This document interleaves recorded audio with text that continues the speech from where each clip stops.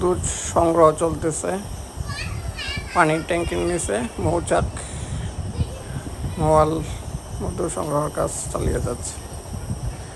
দেখা যাক কতটুকু মধু সংগ্রহ করতে পারি।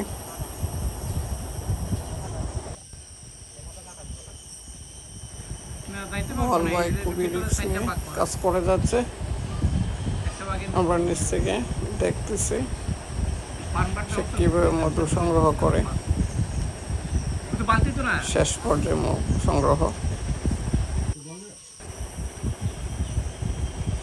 আমরা যারা হয়তো দোকান থেকে মধু কিনে খাই তারা হয়তো জানি না কীভাবে মধু সংগ্রহ করে। আজ আপনাদের জন্য এই ভিডিওটা দেখবেন কীভাবে মধু সংগ্রহ করে। ধরো ধরো আস্তে আস্তে আস্তে আর বাইয়া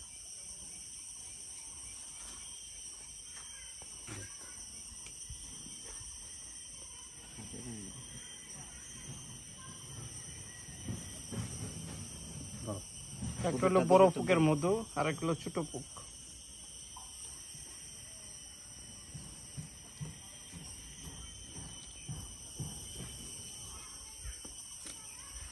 মধু সংগ্রহ শেষ পর্যায়ে।